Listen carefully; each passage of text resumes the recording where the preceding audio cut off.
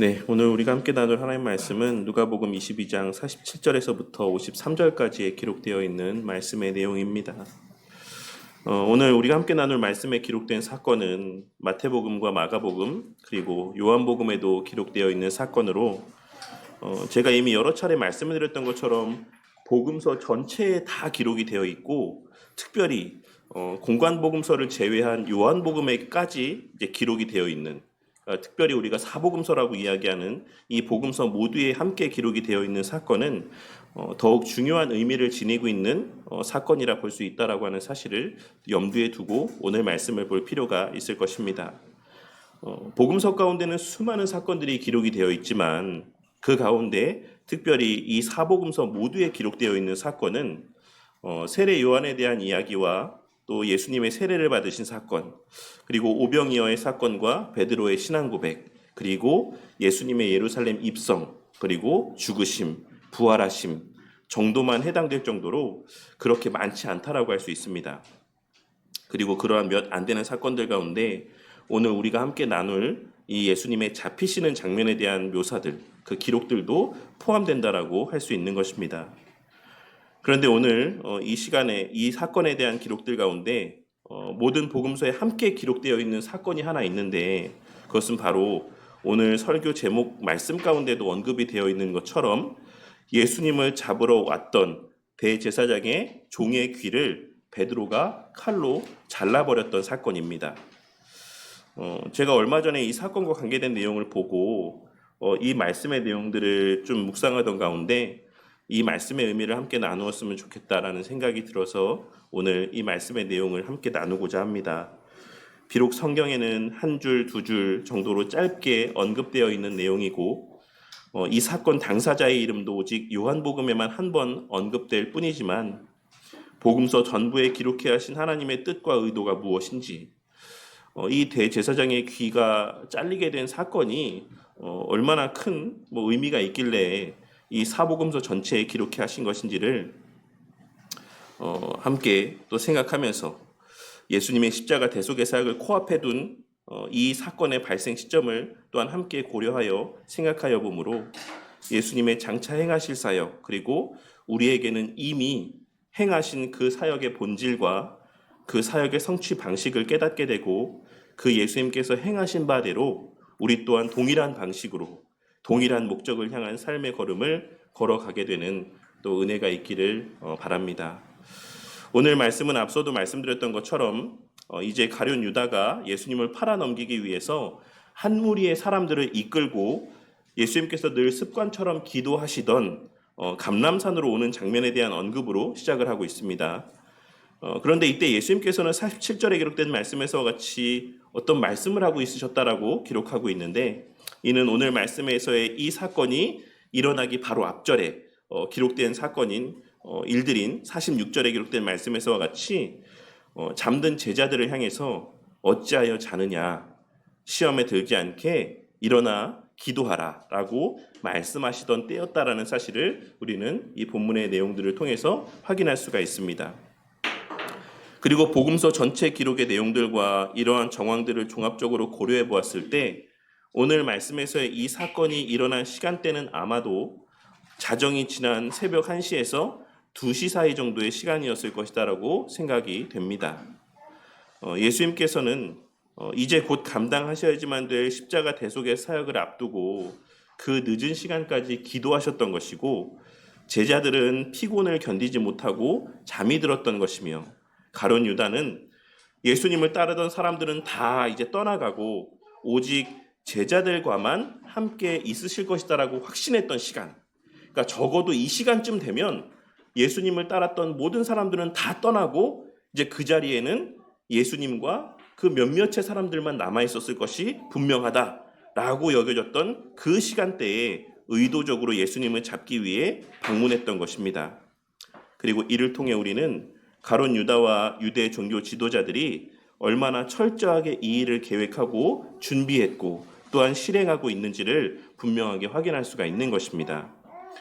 어찌되었건 가룟 유다는 예수님께 입을 맞춤으로 그들이 잡아야 될 예수님이 누구인지를 알려주기로 계획했던 그 계획대로 예수님께 입맞춤을 하려고 했고, 그러한 가룟 유다의 의도와 계획을 다 알고 계셨던 예수님께서는 그의 의도대로 행하심으로 이 일이 어쩔 수 없이 일어난 일이 아닌 하나님의 크신 계획과 허용하심 안에서 진행되고 있는 일이다라고 하는 사실을 분명하게 나타내 보여주고 있으십니다. 그런데 그 순간 예수님의 제자들은 예수님께서 잡혀가시지 않도록 무력으로 저항하는 것이 맞는지, 우리가 그냥 이렇게 가만히 있어도 되는 겁니까? 우리가 어떻게 무력을 행사해서 예수님께서 잡히시지 않도록 해야 되는 거 아닙니까? 라고 예수님께 물었고, 특별히 성도님들도 잘 알고 있으신 것처럼 제자들 가운데 가장 성질이 급한 사람 중에 하나였던 베드로는 그에 대한 대답이 떨어지기도 전에, 예수님의 대답을 듣기도 전에 칼을 뽑아 대제사장의 종이었던 말고라는 사람의 오른쪽 귀를 자르고 맙니다.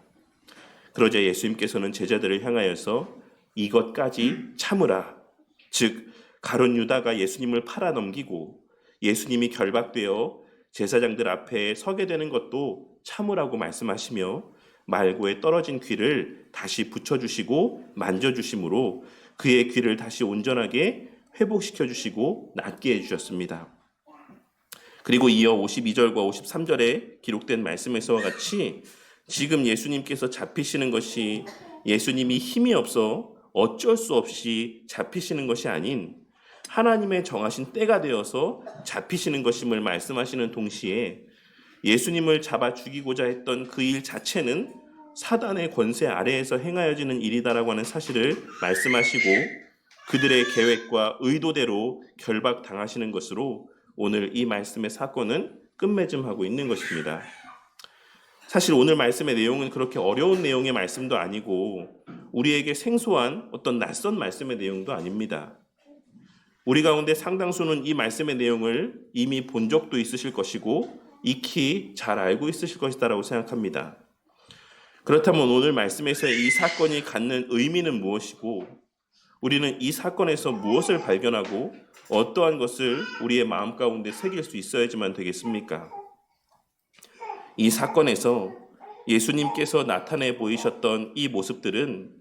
오늘날을 살아가는 우리에게는 무엇을 말씀하여 주고 있으신 것이다라고 할 수 있겠습니까? 첫째로 오늘 말씀에서 예수님께서는 베드로로 하여금 말고의 귀를 자르는 것을 허용하심을 통하여서 대제사장 또한 더 나아가 사단 또한 하나님의 권세와 통치 아래에 있는 한낱 종에 불과하다라는 사실을 말씀하여 주고 있으십니다. 이 첫째 대지의 이 말씀의 내용은 사실 제가 이 본문의 말씀을 묵상하게 되었던 계기가 되었던 내용으로 최근에 제가 이제 여러 성경과 관련된 영상의 내용들을 보다가 오늘 본문 말씀에 기록된 이 말고의 귀를 사건에 어떤 집중하여서 그 의미를 설명하고 있는 흥미로운 해석을 좀 보게 되었습니다. 그래서 문득 베드로는 왜 하필 귀를 잘랐고 하나님께서는 베드로가 그 종의 귀를 잘랐다라는 사실을 왜 모든 복음서마다 다 기록하게 하셨을까라고 하는 것에 대해서 좀 생각해보는 시간들을 가졌습니다. 그리고 그 가운데 그 영상에서의 말했던 내용들과 그 외의 여러 문헌의 자료들을 참고하여서 고대 근동에서 누군가의 귀를 자르는 행위가 갖고 있는 특별한 의미가 있다라고 하는 사실을 알게 되었습니다. 함무라비 법전 282조에는 다음과 같은 내용이 기록이 되어 있다라고 합니다. 만약 노예가 주인을 모욕하거나 반항하면 그의 귀를 자를 것이다. 그리고 고대 근동에서 이와 같이 노예의 귀를 자르는 행위를 하는 목적은 첫째로 그 노예들에게 극도의 두려움을 유발하여서 다른 사람들에게도 경고의 메시지를 전달하기 위함이었고, 둘째로 잘린 귀의 모습을 통하여서 죄인의 범죄 기록을 시각적으로 나타내 보이기 위한 사회적인 낙인 효과를 내기 위함이었다라고 알려져 있습니다. 그렇게 이 귀가 잘리는 형벌의 대상자는 주로 노예와 하층민 그리고 여성들인 경우가 대부분이었다라고 합니다. 저는 예수님께서 말고의 귀가 잘려지게 허용하신 것에는 그냥 단순한 폭력 행사의 의미 외에 영적인 의미 또한 그 이면에 담긴 의미가 분명히 있다라고 생각을 합니다. 그리고 그것은 대제사장을 대신하여서 예수님을 잡으러 온 말고의 귀를 자르게 허용하심으로 당시의 유대 사회 안에서 무소불위의 권력을 휘두르던 대제사장도 실제로는 하나님 앞에서는 한낱 종에 불과한 자라는 사실을 말씀하여 주시기 위해 또한 그러한 확증의 의미로 이러한 일들을 허용하신 것이다라고 생각을 하는 것입니다. 그리고 더 나아가서 예수님께서 53절에서 말씀하고 있으신 바와 같이 이 일의 이면에 어둠의 권세, 즉 사단의 권세가 자리하고 있다라는 사실을 고려해 보았을 때 예수님께서는 이 사건을 통하여서 심지어 사단조차도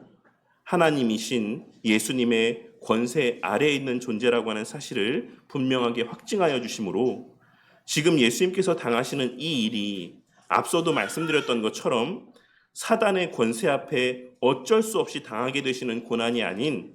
예수님의 허용하심 가운데 일어나는 일이다라고 하는 사실을 분명하게 나타내 보여주고 있으신 것이다라고 할 수 있는 것입니다. 이에 대해서 웨스트민스터 신앙고백서 제5장의 섭리의 내용 가운데는 우리의 신앙의 선배들의 다음과 같은 고백의 내용들이 기록이 되어 있습니다. 1항에 기록된 내용을 제가 읽어드리도록 하겠습니다. 만물의 위대한 창조자이신 하나님께서 자신의 지극히 지혜롭고 거룩한 섭리에 의하여 자신의 무오한 예지와 자신의 의지에 자유롭고 불변하는 경륜에 따라서 가장 큰 것으로부터 가장 작은 것에 이르기까지 모든 피조물과 행동과 사물을 붙드시고 지도하시고 배정하시고 통치하시며 자신의 지혜와 능력과 공의와 선과 긍휼의 영광을 찬송하도록 하신다. 그리고 4항에는 다음과 같은 말씀이 기록되어 있는데 하나님의 전능하신 능력, 측량할 수 없는 지혜, 그리고 무한한 선하심은 그분의 섭리에서 아주 명백하게 드러나서 이 섭리는 심지어 첫 번째 타락에까지 그리고 천사들과 사람들의 다른 모든 죄에까지 이른다.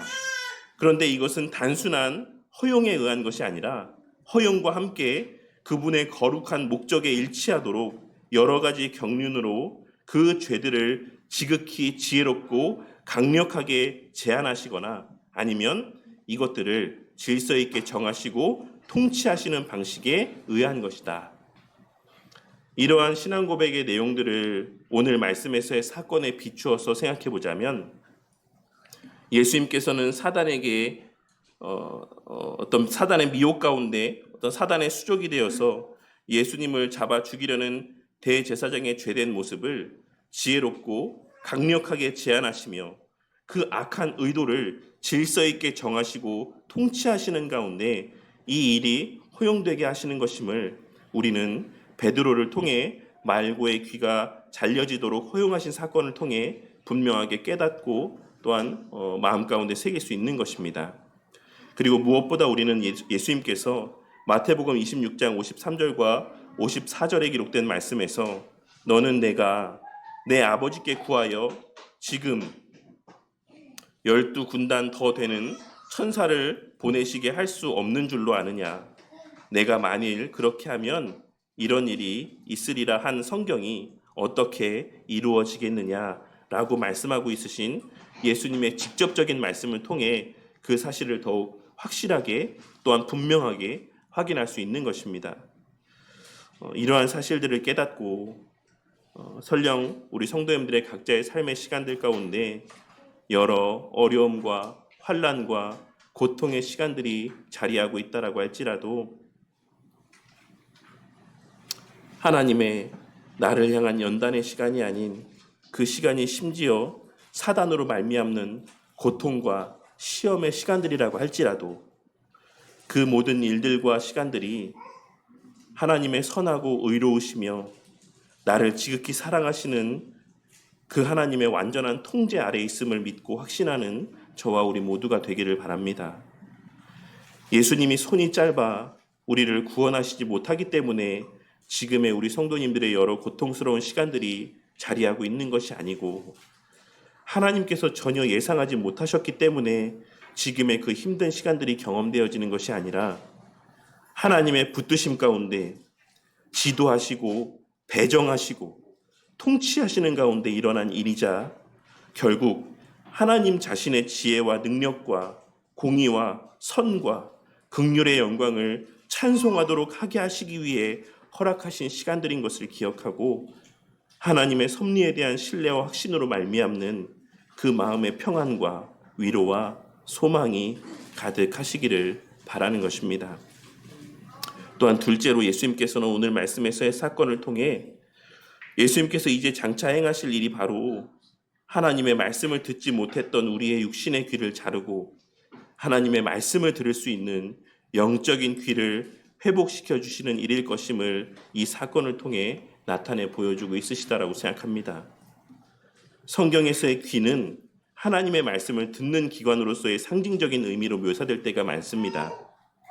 예레미야 선지자는 예레미야 6장 10절 말씀에서 하나님의 말씀에 귀를 기울이지 않고 하나님의 말씀에 순종하지 않는 이스라엘 백성들을 향하여서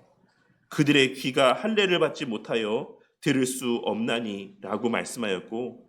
예수님 또한 마태복음 13장 9절 말씀에서 귀 있는 자는 들으라 라고 말씀하시며 귀와 하나님의 말씀을 듣는 것 사이의 관계를 말씀하셨고, 요한 사도를 통하여서는 요한계시록 2장 7절의 말씀 가운데 귀 있는 자는 성령이 교회들에게 하시는 말씀을 들을지어다 라고 기록해 하시므로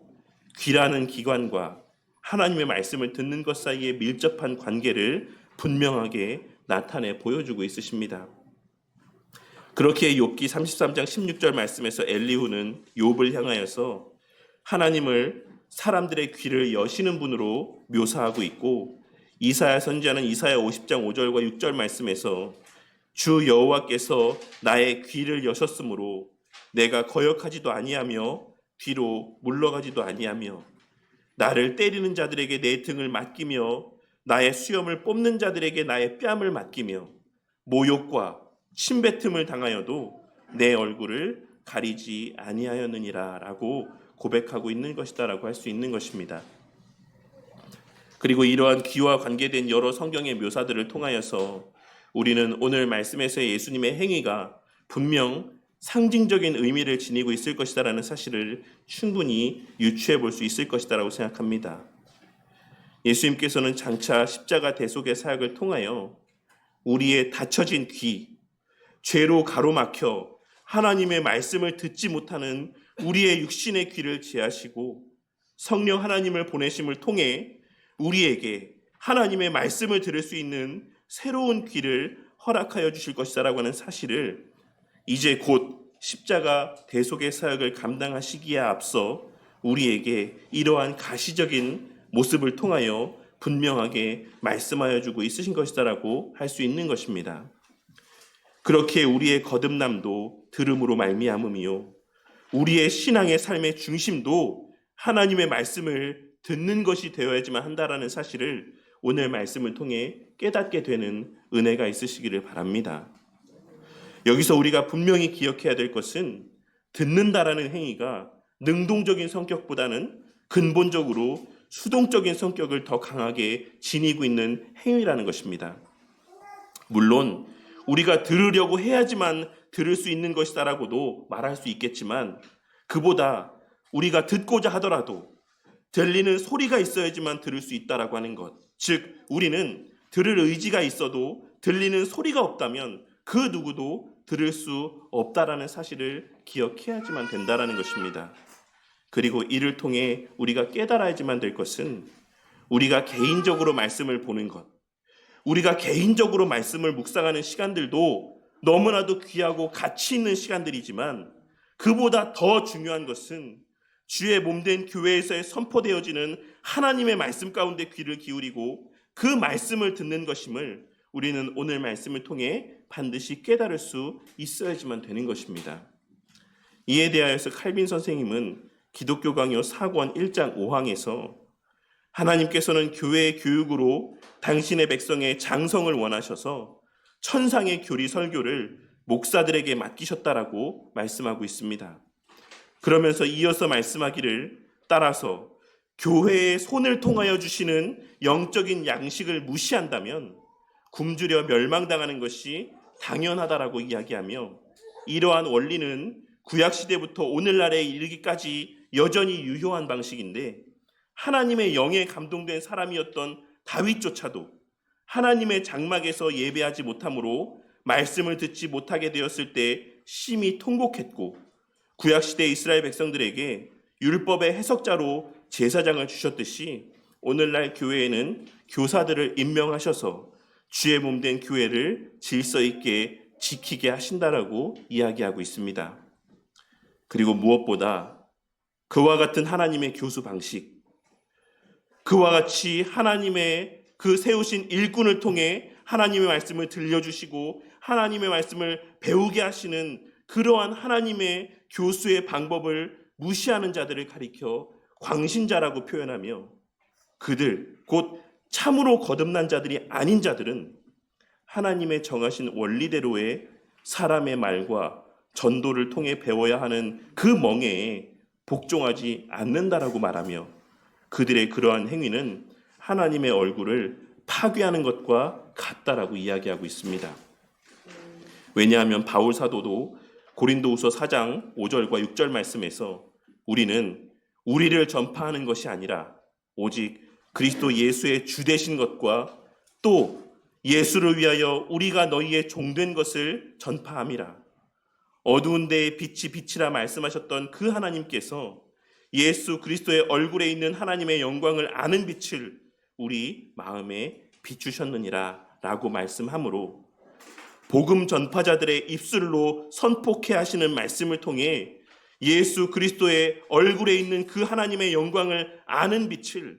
그 듣는 자들의 마음 가운데 비춰지게 하신다라고 말씀하고 있기 때문이고, 전에도 말씀드렸던 것처럼 사도행전 10장에 기록된 말씀에서와 같이 고넬료를 향한 성령 임재의 은혜를 베푸실 때에도 하나님 편에서 고넬료에게 직접 그러한 은혜를 베푸실 수 있으셨음에도 불구하고 고넬료를 향하여 오늘날 교회를 예표하고 세우신 말씀 사역자를 대표하는 베드로를 청하여 말씀을 듣게 하시고 그 결과로 성령 하나님의 임재를 체험케 하셨기 때문입니다. 그리고 하이델베르크 요리문답 65문답에서는 우리의 믿음이 어디서 오는지에 대하여 묻고 그에 대하여 답하며, 믿음은 성령에게서 오는 것인데 성령 하나님은 그분의 거룩한 복음의 강설, 즉 설교로 우리의 마음에 믿음을 일으키시며 성례의 시행으로 그 믿음을 굳세게 하신다라고 고백을 하고 있습니다. 이 사실을 깨닫고 주의 몸된 교회에 속하게 하시고 그 교회에 세우신 말씀 사역자를 통해 선포케 하시는 말씀을 귀하고 가치 있게 여기며 그 말씀에 귀를 기울이는 우리 바른교회 성도님들이 되시기를 바랍니다. 그리고 무엇보다 주일에 선포되어지는 하나님의 말씀을, 그 말씀을 대언케 하시는 저를 포함한 우리 성도님들 모두 그 각자의 삶의 중심에 두고 살아가는 우리 바른교회 공동체가 되기를 바랍니다. 오늘 말씀을 통하여서 예수님께서 십자가 대속의 사역을 통해 다시 회복해 하신 그 들을 귀의 은혜 가운데 매 주일마다 예수님의 죽으심과 부활하심의 역사로 말미암아 이 땅에 세워진 이 주의 몸된 교회 안에서 당신의 백성들에게 선포하여 주시는 하나님의 말씀에 귀를 기울이고 그 말씀에 따라 순종하며 살아가는 우리 성도님들이 되심으로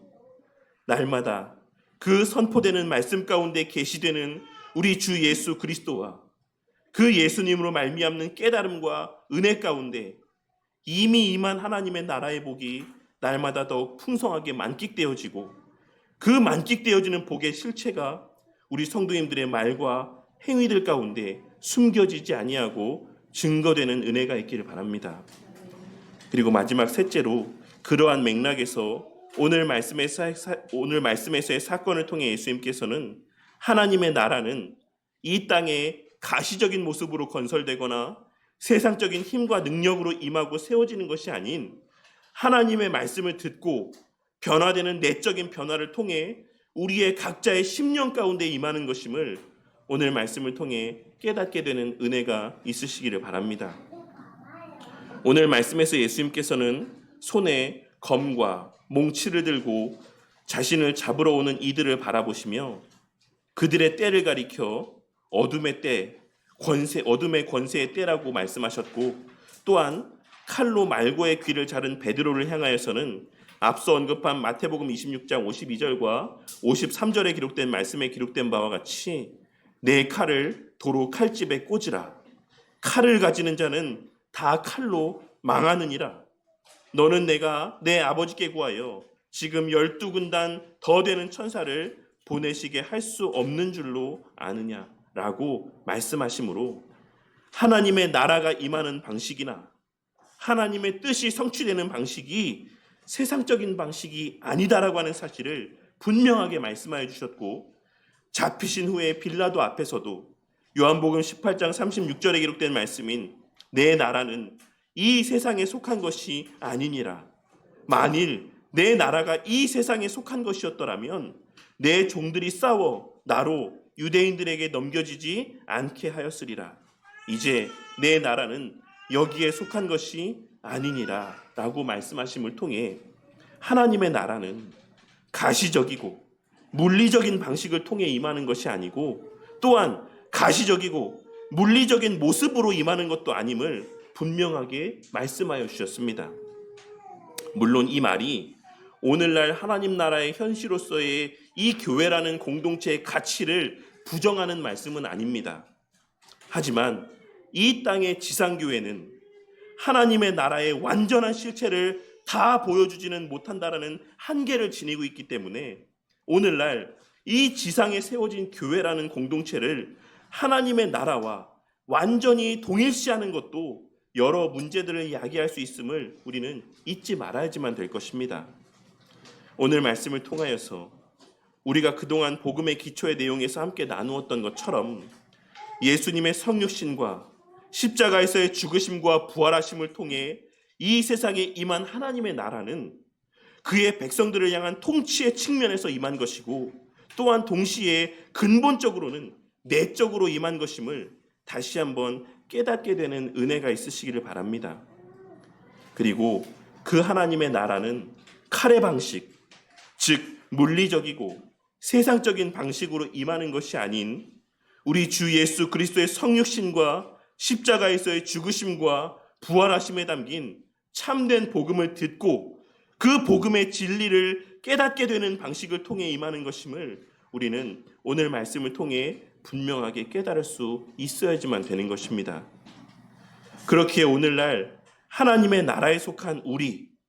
그리스도께 접붙임 바 되어 그리스도께서 추구하셨던 삶을 함께 추구하며 살아갈 수 있게 된 우리가 추구해야지만 될 가치는